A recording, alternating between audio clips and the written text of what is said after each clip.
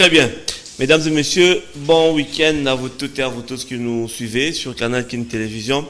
Samedi soir, tranche musique à 100% star avec votre humble serviteur. Une émission qui reçoit chaque semaine un invité, une star que nous parlons avec par rapport à ses réalités, par rapport à son actualité. C'est samedi soir. Je veux recevoir un artiste musicien. Elle est de la musique dite chrétienne. On va s'entretenir avec elle pour la connaître davantage par rapport à ce qu'elle est et ce qu'elle est en train de faire. Koupa, Rodi, Mike, merci à vous de continuer à être là pour bien prendre des images sur Canal Kin Télévision. Merci également à ma consoeur Laetitia Louvuezo qui est à nos côtés. Alors, l'invité de cette semaine, la star de cette semaine, la sœur Mado Safi, bon week-end à vous. Bon week-end à vous aussi, frère à moi, Laurent Fabrice. Qui m'est allé?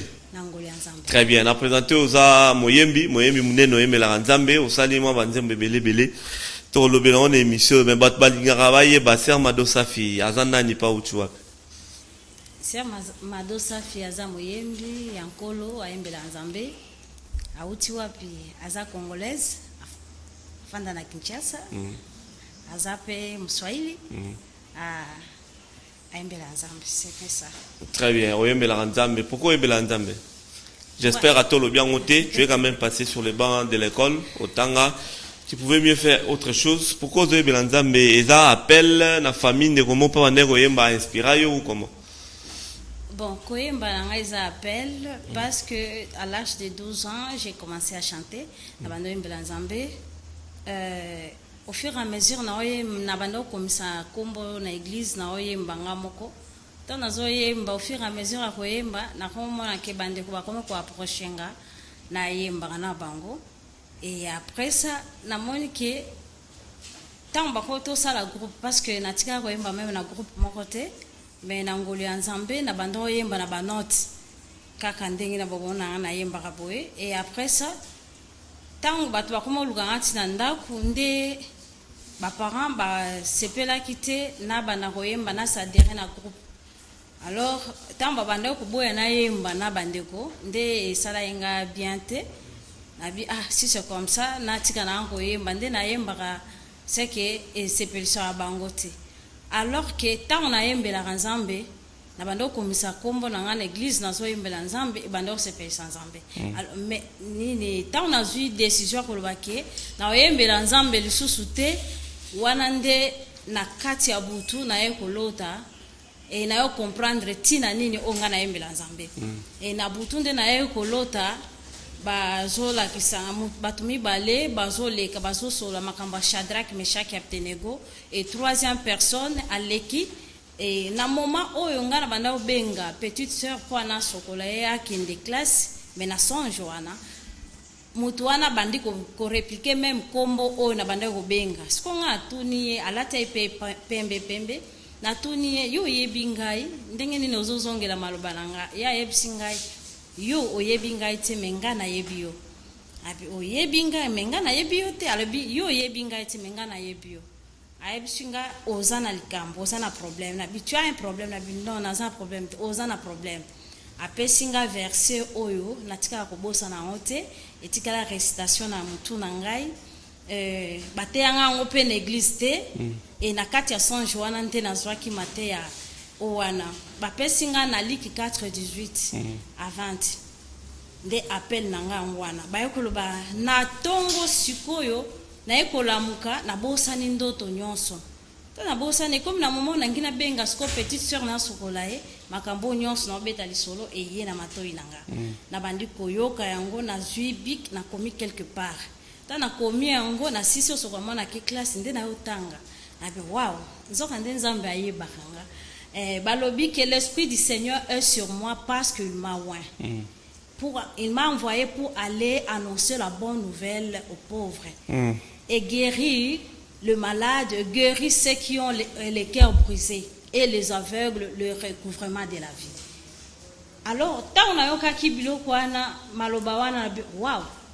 Ndenge na yemba na église sepelisa Nzambe na moment nga no bino yemba lisusu te tala oyo likambo na yo kozwa epesa nga courage ya kotelema lisusu kozongela koyembela nzambe et dimanche nake koyemba nayembi na église vraiment jour wana bato baleli na église siko na fongoli na banoyemba akangi miso na oti bato bagangi ta bagangi afongoli miso nzoka nde modérateur abetaki shit natali bato baza liboso maye miso ezobima bango na kangi miso na continuer nzembo ti na suka na yebi ke na église on ensemble c'était dans l'église de pasteur Kizami na Kibila. OK. Tant on ensemble là après tant na silisi koyemba na zongi na ndaku et avant na zongi place na zo fanda na église na moni protocole aye ko yebisanga keno moi c'est pasteur azo lukayo na fait un culte. Na fait un culte aye bisinga ke à partir de lo soki côté nyonso banda okende oye côté ya yo foyemba. OK. Na suka wana baneni wana na ba 92 93. Très bien.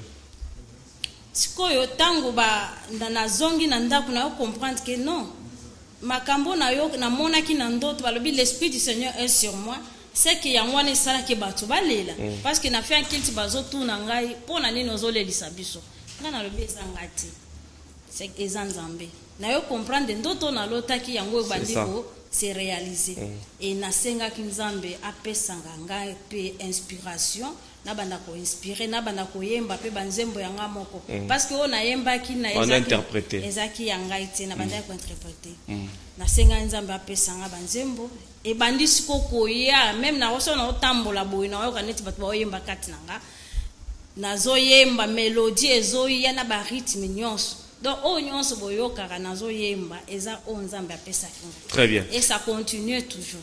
Obandi ko yemba na église. Alors, quand est-ce que tu t'es dit, sœur Mado Safi, obanda musique professionnellement parlant, comment vraiment moussale comme ma profession obanda na 2010. Na osala orchestre parce que na 2007 na sala ki 2007 na sala ki groupe d'adoration. Ezaka en église à pasteur Kizamina ça évolue jusqu'à aujourd'hui na matete na yo sala orchestre a sala orchestre et sika onazali et pas pasteur Suméon Sebebim a taipé pas pasteur Kizamina na sala orchestre indépendant bon indépendant d'église parce que groupe na format église ni groupe d'adoration o ekotika la même l'église na moment au même na zate groupe eza na kati église. Alors nayo tika nayo sala groupe oyo Dieu fait grâce o nayo kota na kota na ngo studio na 2010 nayo sala nini album Libungu Tulu. Album tu es premier album deuxième album. Premier album.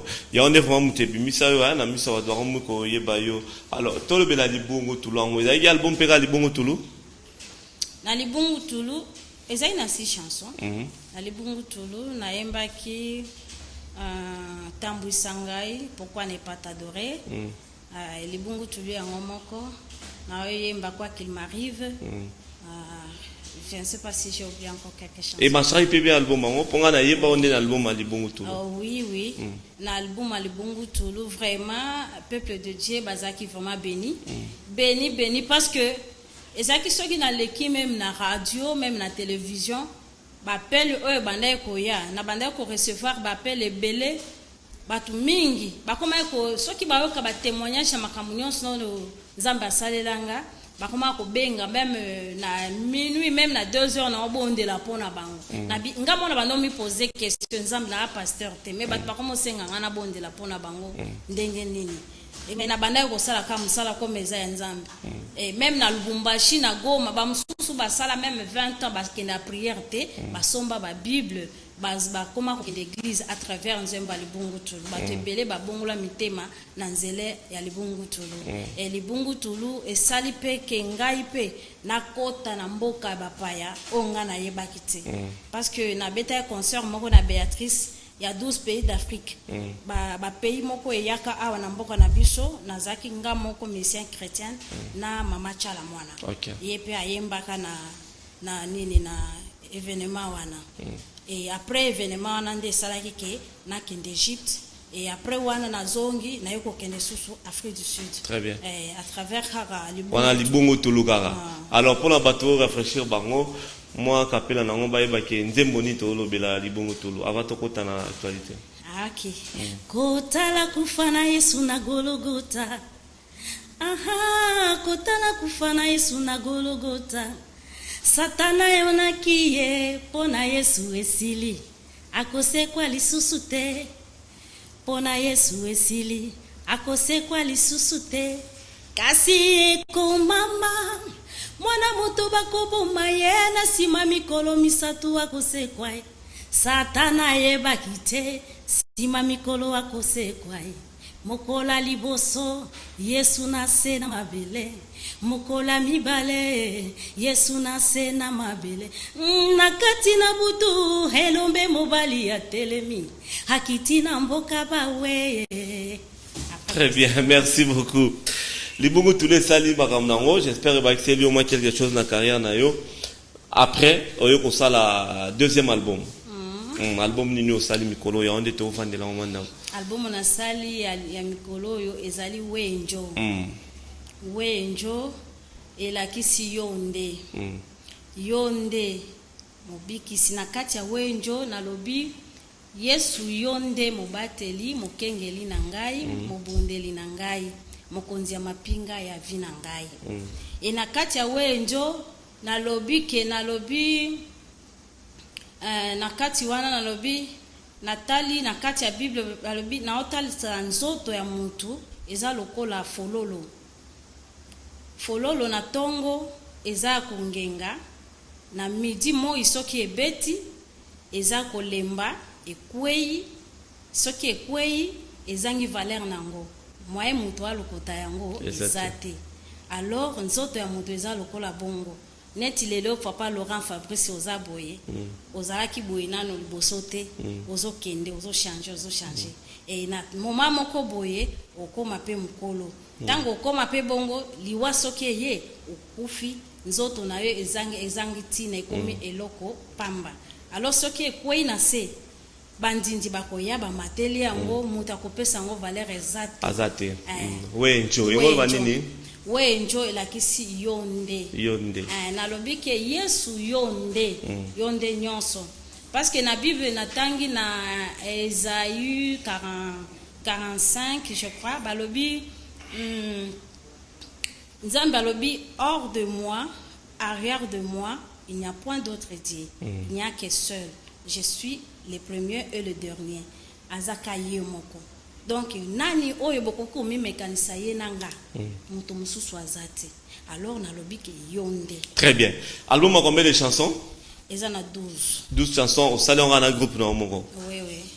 Très bien. Sali na groupe na ngamoko et na yembi pe na ba musicien mususu pe. Ya Congo kaka. Très bien. Libala zemba bien, neti salsa et puis le plus important est un conseil dans la kacha zemba libala. Merci. Masolanga nzemba libala andeni. Masolanga nzemba libala bon. Nzambe apesa ka inspiration wana. Et puis pour na kosa nzemba libala nazaka vraiment na idée ya kosa nzemba libala te. Et yango balobake malheur mosusu ezaka pe pona bien na biso ezaki bandeko moko babenganga na kana téléphone. Oh, sur Mado Safi, tu as besoin oyemba na Lubumbashi, mais osa ila biso nzemba libala. Osa ila biso nzemba libala, mwana ngazo bala, donc alinka ka yo mutu oya kosala koyemba na mariage na ye. Koyemba nzemba batu mususu te yo moko fo sala kanzembo sala pona. Et après sina date. Et na fandi boy na zu Bible na tanga bondeli na binza pesa nga inspiration fanga tango na balaki na lukaki na composer nzembo yaka na ngote ben ezaki na ngoka pona tawana na sala nzembo yo na bandi okoma na komi na yembi na zini na kusangisi ba misie na biboyo kana nzembo bazui ba guitare na ba sente ba bandi ko beta ay mama ezaki ikomi neti beta makala boy to yembi bango pe ba motiver nga to yembi boy et comme penzembo. Alors poato kende so kande mutongo akosaka nae. Nzembo na biso comme ezaki nango bien to sala que oui nzambe merci to côté nango pe studio lelo ekompi nzembo to sala clip bato basepeli na yango comme ezaki conseil parce que ngai na talaka na salaki nzembo yo kutu ya kolobake na makambu belele kaka na ba marié kolobake non na libala eza kaka lopete otolati te mais eza motema alors so mobali olingi mwasi na yo natangaki na Bible na Ephésiens 5:28 kuna balobi eloko yo olingi okozokisa yango te okobeta yango te okonyokola yango te. Alors mobali faut linga mwasi na yo lokola Kristo alingaka ecclesia tango Yesu alingaka mokili alingaka biso amipesaka na motema na mobimba. Alors soki olingi mwasi linga e na motema moko ezala te ke misu na ende sepelisaki yo to eloko moko na kati na ende sepelisaki yo parce que akoko kweya pe abukani makolo wana olingaki yango ekomi na défaut bolingo elongwe. Alors soki misu o sepelisaki yo wana misu yango pe ekufi bolingo elongwe. Alors soki olingaki ye kaka tel ke aza na motema moko na pasi na bisongo ye kozala na ekaka. Très bien. Mais album n'est limité à Wenjo. Wenjo ebimi na noté. Tozo donc na mois de novembre ya ba assuré biso ke ba CD zobima malgré ba Facebook mané mettre obimisa ba o bazana besoin de support ba kozwa yango. Au salon en orchestre na yo. Comment orchestre tarani? Dieu fait grâce. Dieu fait grâce. Au salon na bango. Na salle kana bango. Ah, très bien. Mais yo idée obenga batumsusu. Oui, madame, on a raté à Sermado. Non, na yembi na yembi na. Te batumsu na ba ya net ya monde to lo barara mo ba poilu. Ba ya. Ah oui oui. Ou bien ba siba bima avant. Koyemba na ba ya na biso za mabete, na yembi na ya na biso moko anisinga. Anisinga. Azape ya abima pe. Na yembi pe na nani papa ayemba liwa ezali liwa te. Pasteur Timothée to yembi na ye. To yembi pe na papa nani oya za na télé 50 Crispin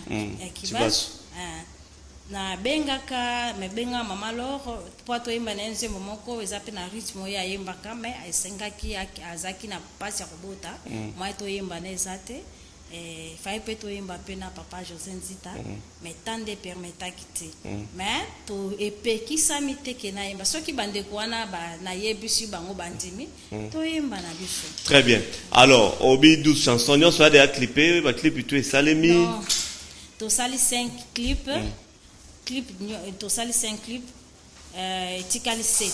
Très bien. 7 nyonso esili na studio etikali ka to sa ba clip ndam. Très bien. Alors, toi, dans mon sous ouais. Bako parata. Banane ba parata. Banguna na yo. Banguna Congo. Banguna réalisateur. Très bien. Sermado Safi, Bako Pakata. Inspiration bien, hein? Merci. Mais ce qu'on bat bazo c'est la ngozo mais la lobby ba CD ya mais na ba réseaux sociaux na quotidien. Na tiaki na Dieu fait grâce TV na YouTube ezali. Wana YouTube eza ya biso Dieu fait grâce TV ezali boni musique na bino chrétienne ya ba mama surtout ya ba mama ya biso ba mama ça marche ya ba mama rien à dire en général oui bon eza bien problème eza que mingi nazomona c'est comme une inspiration de ils ont comme aussi là-bas de konabiso parce que eloko mususu déjà mutwasi ayembi ezozonga kaka ozomona oya yembi yango yembe comme neti monotonie moko boy constant onga na sali et pourtant Bible est riche et ils en a ba makambo ebele alors ceux qui ont prié au sengi nzambe inspiration dans bilangande Bible ya kozoba nzembo tout ça. Ah oui. C'est place aux inspirations à biso et utaka. Et à part Bible, la nature aussi nous enseigne. Et makambotozo mona au tali yango, au tali na apocalypse, au tali makambotozo parce que nzembo mususu na yembi kondima na moment otoza kondima na yo eza wapi. Otie kondima no epa ya nani parce que antichrist est déjà là.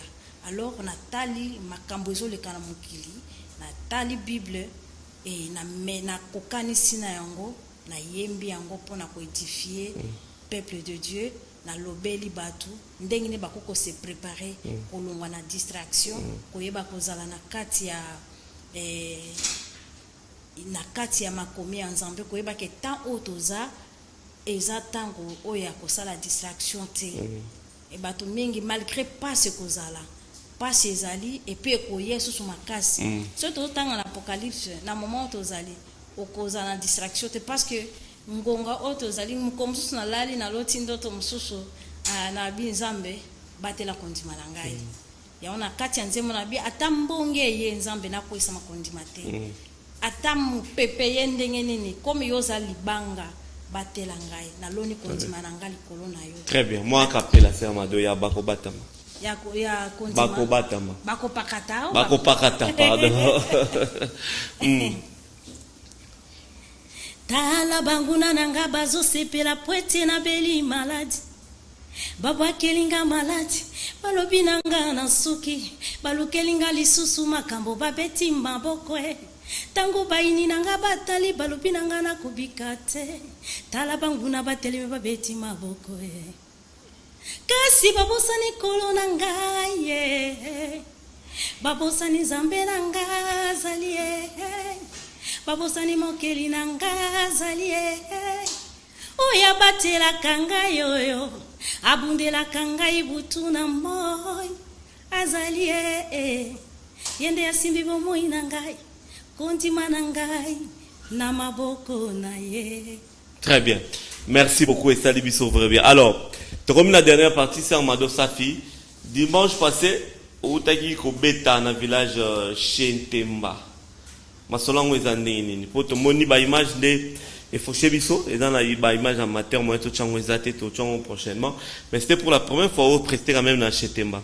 Vraiment c'est pour la première fois na prester dans Chentemba na mona ngo kaka ndenge batu babeta akuna na kumisa Nzambe na Noël Bosso et merci na yo coach manager nanga okoti singa na Chentemba donc mutabeti singa Chentemba koti singa nazo présenter mais les gars bien les gens ont aimé vraiment et les gars qui bien parce que dès que na matina podium batu bazo crier bazo ganga bazo sepela dans bazemo payer baniko c'est que balanda kango déjà parce que bazo ganga Sœur Mado na kumisi Nzambe parce que batu pe bazaki ebele to yembi malgré to yemba mukie mais batu bapambola makina yango Nicolo va concert en gros stopper pour avoir bêta acheter ban au dimanche aussi moi temps ebele na zui moi temps ebele zaki pona mingi ezaki na auto kufela mama na efabilo na auto kufela mama ipesa moi ta moko boy moi na bima mbala mo na télé zalaki te na état o na zaki nango vraiment ezaki passeport nanga parce que mama zaki na maboko nanga salenga passe maman belaki maman que je connais d'ailleurs père son âme oui ayambaki okutu oui vraiment et yango wana esalaki moi ta moko wana esalaki mbenzembo pe sebima pe mais ça ne dérange pas. Nous avons la donc si vous êtes prête pour nous un concert dans le groupe sans problème. Il faut attendre que l'album maybe CD ou bien dès aujourd'hui déjà au PESA numéro, les gens peuvent te contacter pour une église, une fête, partout aussi ka déjà pour tout biso tozana invitation faut pour na koyemba na Angola. Tozana invitation kaka makamba ba corona nde bando zelisa biso alors so kuna pe ba biso ke ça va to kota na biso to parce que invitation aneza kala ba bando bengisa biso et après na Kinshasa côté nyonso je crois que le 13 obeta na Mbinza le 13 octobre obeta na Mbinza bato pe ba ko sepela ko benga biso parce que toza wana pona peuple de Dieu toza wana ko panza sango donc boki bien Nzamba lobi l'esprit est sur moi il m'a envoyé pour aller annoncer la bonne nouvelle c'est partout côté nyons pour benganga na okinde okumisa Nzamba. Très bien, merci beaucoup Sœur Mado Safi. Alors fato danze masuka titre na nini ezalaki oyembini na kati Nzambe azo réclamer biso amour bolingo ezana mitema batu te natalaki na mboka nanga makambo ezoleka ndenge bato babomanaka okomona muninga ndeko na yo moko koteli na ndako bomi ye okomona moto akwei na nzela bazoseka ye ta mosu nzala bato baseki ye me moto akopesa ata mwa lipa aza te baleki ye qui est le bon samaritain et même na mboka na biso qui est le bon samaritain pour mon pays baza esute nana kotombola mboka na ngai Yesu kaka pona abimisa biso na kati ya 2 heures Yesu kaka nana kolokota yo soki ozangi makasi Yesu kaka donc yango natalaki na yembi nzembo wana ezalaki na moto moko. Très bien. Nana simana yo na moni ba nzembo ya bien et puis ba image hein ça très bien. Tu es un producteur?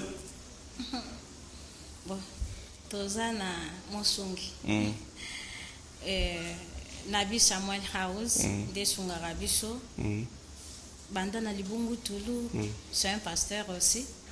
Yem to andima ko soutenir Biso. Très bien. Le lorsqu'au programme na yo eza nini? La répétition, le concert, le programme. Vraiment, le programme, c'est que toujours répéter kaka. Après la répétition, partout, tous prêts pour nous. Parce que nous sommes en Vous répétez en coulisses? Vous répétez en coulisses. Groupe est au complet? Oui. Donc, nous sommes au moni wana na clip. Nous sommes baza. Kaba on est dans le travail. Donc, le groupe est en ango, tu répètes à Nabiso. Comme ça, papa Laurent, on va pour visiter Biso. Nasina yat. Royal Susu.